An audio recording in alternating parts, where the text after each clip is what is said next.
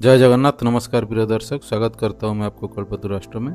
आज हम लोग बात करें दूसरे भाव में हम लोग क्या क्या देखते हैं, दूसरे भाव से क्या क्या कैरेक्टरिस्टिक्स है, इस बारे में पूरी तरीके से बात करेंगे। दूसरे भाव आपका बताता है आपका कमाई कितना होगा, बचत, बोलने का तरीका, ये जो है वो सब कुछ छुपा हुआ है सेकंड हाउस पर। धन आएगा या जाएगा ये दूसरे हाउस ही आपको पता चलेगा, इसका असली राज है। आपका वाणी और आपका राजा बनाएगा या कंगाल, जो आप बोलोगे वो आपको उसमें से आप अच्छे पोजीशन पे जाओगे या उस वाणी से आपको नुकसान होगा, आप लॉस करोगे, ये भी बताता है। ये रहस्य भी दूसरे हाउस पे है। कुंडली का सेकंड हाउस बताएगा आपका लाइफ में पैसा टिकेगा या नहीं टिकेगा, धन, परिवार और संस्कार, वो दूसरे भाई का पूरा सच्चाई है इसमें। क्या आपकी कुंडली में धन योग है या नहीं है, ये भी बताता है दूसरा हाउस। आपका स्पीच ही आपकी ताकत है, सेकंड हाउस का बड़ा रहस्य। ये स्पीच जो है ना, आप किस तरीके का बोल रहे हो, आदमी को आपका बातों से उलझा सकते हो, आप बातों से उसको मोहित कर सकते हो, बातों से हट कर सकते हो, कुछ भी। बचत नहीं हो रही है, ये भी सेकंड हाउस से छिपा हुआ है कारण के क्यों नहीं हो रहा है। क्यों कुछ लोग जन्म से ही अमीर होते हैं और कुछ जन्म से ही गरीब होते हैं, ये भी दूसरे हाउस से पता चलता है। सेकंड हाउस मजबूत हो तो जीवन में कभी पैसे की कमी नहीं होती है। ये दूसरे हाउस की पूरी जानकारी हम आगे लेंगे। तो फिर नमस्कार प्रिय दर्शक, स्वागत करता हूँ मैं कल्पतरु राष्ट्र में। आज हम लोग बात करेंगे दूसरे हाउस के बारे में।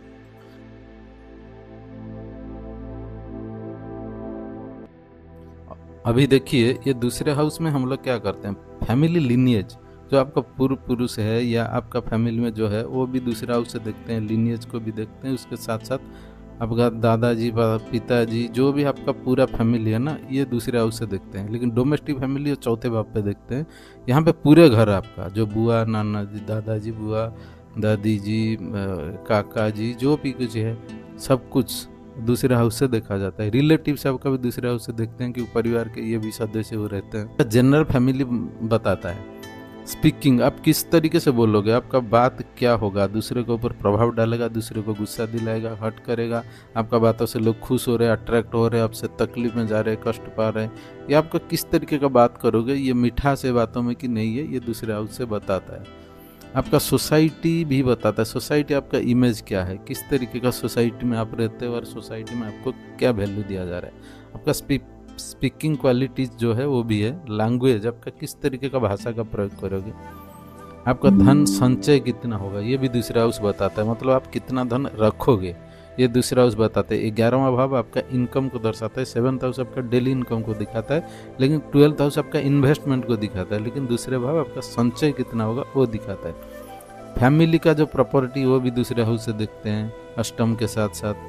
फूड हैबिट्स, आपका क्या खाओगे, ठंडा खाओगे, गर्म खाओगे, तीखा खाओगे, कि किस तरीके का खाओगे, मीठा खाओगे, वो दिखाता है भी दूसरा हाउस। आपका संस्कार, जो पारिवारिक संस्कार, जन्म पैदाइशी संस्कार जो है, स्कूल का एजुकेशन नहीं है, जो संस्कार आप किस तरीके का बड़े हुए हो, आपको लोग किस हिसाब से देख रहे हैं नज़रिए से, वो जो संस्कार, आप किसको प्रणाम करना, बेहतरीन तरीके से बात करना, ये जो कुछ भी है वो दूसरे हाउस से आता है।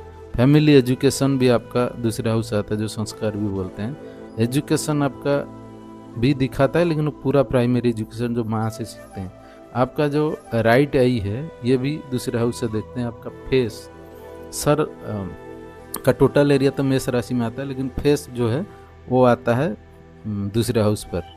स्पीच क्वालिटी, जब का स्पीच का क्वालिटी क्या होगा ये भी आता है। ये ऑल दीज थिंग्स में बी रिवर्स और नेगेटिव आज पर दी चार्ट अगर उल्टा हुआ, मतलब दूसरे हाउस पीड़ित है, पाप कर्तरी में दूसरे हाउस पर नेगेटिव ग्रह है, जो मित्र नहीं है उस लग्नेश का, ये बैठे हुए हैं, दूसरे पाप ग्रहों का दृष्टि आ रहा है, इसमें से क्या होगा ना, ये रिजल्ट जो अच्छा अच्छा बोला वो सब बुरा हो जाएगा। मतलब आपका बात खराब हो जाएगा, आपका खाना पूरा बेकार हो जाएगा, आपका खराब चीज़ के ऊपर खाना पीना करोगे, दूसरे का नुकसान करने जैसा बात करोगे, आपका फैमिली एजुकेशन खराब हो जाएगा, अब आँख खराब हो जाएगा, हर चीज़ का प्रॉब्लम हो जाएगा, दूसरा हाउस पीड़ित हो जाता है। इसलिए दूसरा हाउस क्या है ना, आदमी का धन संचय के साथ साथ आपका जो वाणी का धन है ना, जिसमें से आप मोहित करते हो लोगों को, वो भी है। तो दूसरा हाउस अगर इम्पोर्टेंस इतना रखता है कि आप जैसे ही पैदा होंगे आपको क्या मिलेगा फैसिलिटीज़।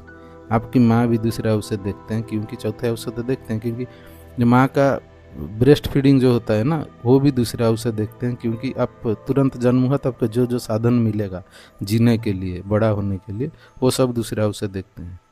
धन है, माँ का जो आपका ब्रेस्ट फीडिंग करते हैं वो भी है, ये चीज़ जो भी है आपका साधन चाहिए वो सब दूसरे हाउस से देखते हैं। ये था ओवरऑल आइडिया। आगे हम लोग पूरा 12वां भाव तो बात विचार करने के बाद ग्रहों का कुछ स्थितियों के ऊपर बात करेंगे, फिर आगे जाके हम लोग कुंडली कैसे विश्लेषण करते हैं इस बारे में देखेंगे। इससे पहले कुछ ग्रहों का स्थिति के बारे में बात करेंगे, उसके बाद कुंडली किस तरीके से देखते हैं उसको देखेंगे। तब तक इसको देखते रहिए, ये याद रखना जरूरी है। अगर आपको इस तरीके का विश्लेषण अच्छा लगता है तो चैनल को लाइक, सब्सक्राइब और शेयर करें।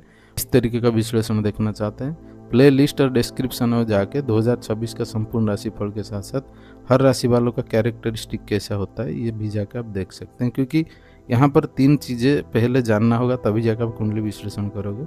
हर राशि का क्या कैरेक्टरिस्टिक्स है, हर भाव का क्या कैरेक्टरिस्टिक्स है, हर ग्रह का क्या कैरेक्टरिस्टिक्स है।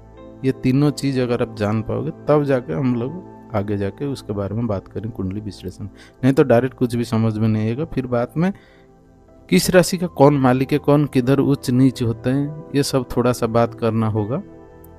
उसके बाद में हम लोग कुंडली विश्लेषण चालू करेंगे। तब तक आप इसको देखते रहिए। रहते हैं। जय जगन्नाथ।